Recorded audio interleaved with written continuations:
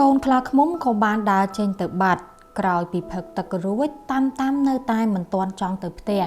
ដូច្នេះគេក៏បានបន្តដំណើរទៅមុខទៀតពេលដើរដល់ជើងភ្នំស្រាប់តែមានភ្លៀងធ្លាក់មួយមេយ៉ាងធំ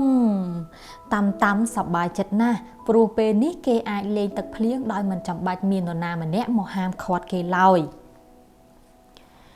តាមលេងទឹកភ្លៀងមួយស្របក់ប៉ុន្តែភ្លៀងនៅតែមិនទាន់រាំងនៅឡើយពេលនោះតាមចាប់ផ្ដើមរងាញ័រខ្លួនហើយគេក៏កណ្ដាស់អាឈីចំនួន 2-3 ដង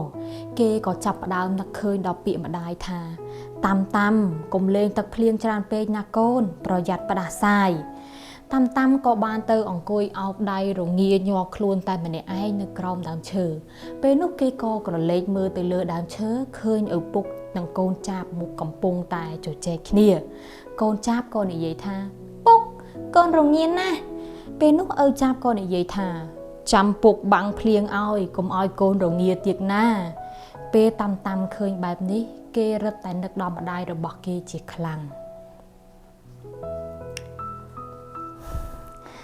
បងប្អូនទាំងអស់គ្នាប្រហែលជារៀងប្លែកទៅឃើញរបៀបនៃការអានរបស់ខ្ញុំមិញដែលអានមានបញ្ចូលសំឡេងលើកដាក់សំឡេងទៅតាមតួអង្គនីមួយអញ្ចឹងការអានដែលខ្ញុំកំពុងតែអានមុនហ្នឹងគឺយើងឲ្យឈ្មោះថាគឺការ read out loud ខ្ញុំជឿថាបងប្អូនទាំងអស់គ្នាដែលមើលវីដេអូហ្នឹងកាលពីក្មេងប្រកាសជាធ្លាប់ហើយយើងទៅរៀនថ្នាក់មត្តេយ្យថ្នាក់ទី1អីហ្នឹងគ្រូរបស់យើងគាត់តែងតែអានរឿងនិទានឲ្យគាត់បញ្ចូលសំឡេងគាត់លើកដាក់សំឡេងទៅតាមតួអង្គនីមួយហើយយើងកាលពីក្មេងហ្នឹងគឺថាស្ដាប់ពួកគាត់ឡើងចំហមាត់ហើយចូលចិត្តខ្លាំងមែនតើគឺពេលដែលគ្រូនិយាយរឿងនិទានឲ្យស្ដាប់ហ្នឹងអញ្ចឹងវិធីសាស្ត្រនៅក្នុងការអានឲ្យលឺដែលយើងបញ្ចូលសំឡេងទៅតាមតួអង្គឬក៏ការ read out loud ហ្នឹងគឺមានអត្ថប្រយោជន៍ខ្លាំងមែនតើសម្រាប់កុមារពីព្រោះអីយើង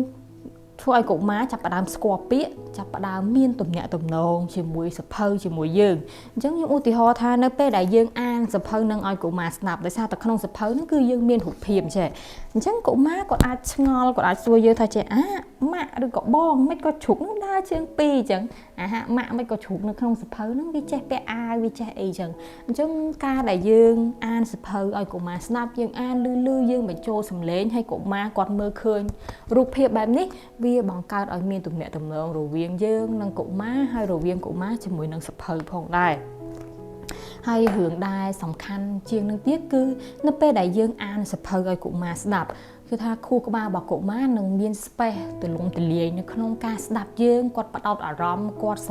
ម័យទៅតាមសាច់រឿងទៅតាមការលើកដាក់សម្លេងនៃតួអង្គនីមួយរបស់យើងជួនកាលគាត់អាចដាក់ខ្លួនឯងចូលទៅក្នុងសាច់រឿងនឹងទៀតផងក៏ប៉ុន្តែផ្ទុយទៅវិញបើសិនជាយើងឲ្យកុមារគាត់អានខ្លួនឯងជួនកាលកុមារគាត់អាចនៅតូចគាត់អត់ទាន់ចូលសាលាផងគាត់អត់ទាន់បានចូលថ្នាក់មត្តេយ្យផងអញ្ចឹងគាត់អត់ទាន់ចេះអានឬក៏ពេលខ្លះកុមារអាចប្រកបអក្សរបានដែរប៉ុន្តែគាត់អានមួយម៉ាត់ប្រកបមួយម៉ាត់អញ្ចឹងការអានហ្នឹងគាត់ត្រូវខួរក្បាលរបស់គាត់ត្រូវបែងចែកលើការអានផងអញ្ចឹងគាត់ពិបាកនៅក្នុងការសម័យទៅតាមសាច់រឿង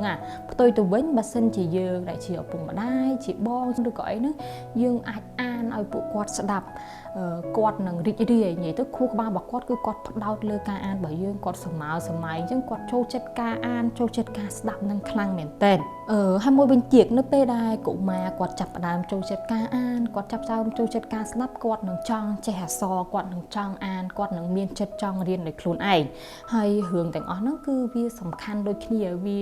ប្រៀបថាគាត់ដូចជាបានត្រៀមខ្លួនរួចរាល់ដើម្បីចូលទៅក្នុងសាលាមិនថាជាថ្នាក់មត្តេយ្យឬក៏ថ្នាក់ទី1ទេអញ្ចឹងនៅពេលដែលកុមារមានទម្លាប់នៅក្នុងការអានការស្ដាប់ឬក៏ការសម័យទាំងឡាយហ្នឹងនៅពេលដែលគាត់ចូលទៅដល់ថ្នាក់មត្តេយ្យថ្នាក់ទី1គឺកុមារគាត់ងាយនឹងឆាប់ចាប់បានអ្វីដែលគ្រូនិយាយជាងកុមារដែលអត់មានទម្លាប់នៅក្នុង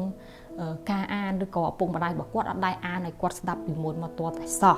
ហើយមួយវិញទៀតតាមការស្រាវជ្រាវគេបានរកឃើញថាកុមារដែលមានទម្លាប់នៅក្នុងការអានសៀវភៅឬក៏នៅក្នុងការស្ដាប់ឬក៏ការសម័យអីហ្នឹងនៅពេលដែលគាត់ធំឡើងគាត់មានចំណេះដឹងទូលំទូលាយគាត់មានការគិតស៊ីជម្រៅឬក៏គាត់មានការរៀបចំជីវិតបានល្អប្រសើរជាងក្មេងតែមិនមានទម្លាប់នៅក្នុងការអានឬក៏មិនមានទម្លាប់នៅក្នុងការស្ដាប់អញ្ចឹងជាក់ស្ដែងដូចឥឡូវហ្នឹងអញ្ចឹងគឺកូវីដកំពុងតែផ្ទុះហើយសាលាក៏បិទមកយូរខែដែរខ្ញុំជឿថាកុមារនៅផ្ទះហ្នឹងគឺគាត់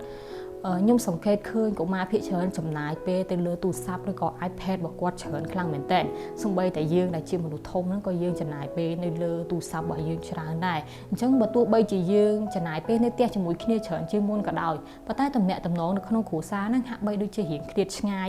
ដោយសារតែកូនរវល់តែមើល iPad យើងដែលជាបងដែលជាឪពុកម្ដាយអីហ្នឹងរវល់តែទៅលើទូរស័ព្ទដូចគ្នាអញ្ចឹងការអានគឺអាចទាញទាំងយើងទាំងកូននឹងឲ្យត្រឡប់មកមានទំនាក់ទំនងជាមួយគ្នាវិញអញ្ចឹងយើងក៏ទម្លាក់ទូរស័ព្ទចុះពីដៃចាប់ផ្ដើមទាញសៀវភៅហៅកូនមកស្ដាប់អញ្ចឹងកូនក៏ទម្លាក់ចោលនៅការសម្លឹងមើល iPad សម្លឹងមើលទូរទស្សន៍ទាំងឡាយហើយយកចិត្តទុកដាក់ស្ដាប់យើងដែលជាឪពុកម្ដាយអានសាច់រឿងអានសៀវភៅឲ្យគាត់ស្ដាប់អញ្ចឹងវាបង្កើតឲ្យមានការទំនាក់ទំនងគ្នាកូនគាត់អាចឆ្ងល់គាត់អាចសួរនាំយើងក៏បាននិយាយជជែកគ្នាជាមួយគាត់ក្នុងពេលហ្នឹងដូចគ្នាហើយរឿងមួយទៀតគឺខ្ញុំគិតថាឪពុកម្ដាយគ្រប់រូបនៅក្នុងផ្ទះនីមួយៗគួរតែបង្កើតទម្លាប់នៅក្នុងការអានព្រោះខ្ញុំជឿថាក្មេងៗទាំងអស់សុទ្ធតែចូលចិត្តការអានការស្ដាប់នឹងសូម្បីខ្ញុំពីតូចក៏ដោយក៏ខ្ញុំចូលចិត្តដែរឲ្យតែមានចាស់និយាយរឿងអីចឹងគឺថាស្ដាប់ឡើងចំហមាត់ទៅតាមសាច់រឿងដែលគាត់និយាយអញ្ចឹងយើងអាចបង្កើតទម្លាប់មុនពេលគេងយប់ឡើងគឺកុមារនៅពេលដែលគាត់ញ៉ាំបាយរួចគាត់ងូតទឹករៀបចំដុសធ្មេញអីហើយគឺទៅដល់លើខែគេងគាត់នឹងវាថាគាត់រំភើបនៅក្នុងការស្ដាប់យើងដែលជាឪពុកម្ដាយហ្នឹងអានសាច់រឿងពីនេះពីនោះឲ្យគាត់ស្ដាប់អញ្ចឹងយើងគួរតែបង្កើតទម្លាប់ហ្នឹងគឺអានជារៀងរាល់យប់មុនពេលចូលគេងហើយបើសិនជាឪពុកម្ដាយឬក៏បងប្អូនដែលកំពុងតែមើលវីដេអូហ្នឹងគិតថាខ្ញុំចង់បង្កើតទម្លាប់ហ្នឹងសម្រាប់កូនរបស់ខ្ញុំពីឥឡូវទៅដែរប៉ុន្តែមិនដឹងថាគួរតែចាប់ផ្ដើមអានសៀវភៅអីអញ្ចឹងថ្ងៃហ្នឹងខ្ញុំនឹងណែនាំសៀវភៅ5ក្បាលពីខាង Let Read ទៅកាន់បងប្អូនទាំងអស់គ្នាអញ្ចឹងដូចសៀវភៅទី1ដែលខ្ញុំអានមុនហ្នឹងអញ្ចឹងគឺនិយាយចំណងជើងថាតាំតាក់តងនឹងរឿងកូនជ្រូកឈ្មោះតាំហ្នឹងចំណែកឯសៀវភៅទី2គឺមានចំណងជើងថាពពកចេះច្រណែន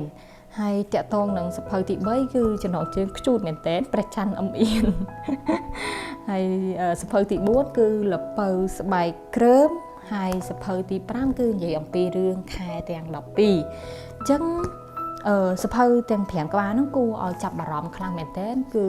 យើងជាសៀវភៅរបស់ខាង Let Read Cambodia ដែលគាត់ផលិតសៀវភៅនេះឡើងគឺដើម្បីគ្រប់គ្រងក៏បីជាលើកស្ទួយការអានរបស់កុមារនៅក្នុងកម្ពុជាយើងហើយឈុត promotion ហ្នឹងគឺពិសេសខ្លាំងមែនទែនសៀវភៅ5ក្បាលហ្នឹងតម្លៃត្រឹមតែ$7តែប៉ុណ្ណោះអញ្ចឹងបើសិនជាម៉ាក់ប៉ាឬក៏បងប្អូនទាំងអស់គ្នាដែលកំពុងតែមើលវីដេអូមួយនេះចាប់អារម្មណ៍ចង់ទិញសៀវភៅនឹងដើម្បីអានឲ្យកូនស្ដាប់ឬក៏ចាប់អារម្មណ៍ចង់យកទៅចែកចាយបន្តក៏អាចធ្វើការទំនាក់ទំនងតាមរយៈលេខទូរស័ព្ទដែលខ្ញុំដាក់នៅក្នុង description ខាងលើឬក៏តាក់ទង inbox ទៅផ្ទាល់ទៅកាន់ page ipmlbook.com ក៏បានដែរអញ្ចឹងតោះឥឡូវយើងចាប់ផ្ដើមអានទាំងអស់គ្នាពីព្រោះអីវាអត់មានពាក្យថាយឺតពេកនៅក្នុងការចាប់ផ្ដើមការអានសៀវភៅទេយើងអាចចាប់ផ្ដើមអានជាមួយនឹង Let Read ទាំងអស់គ្នា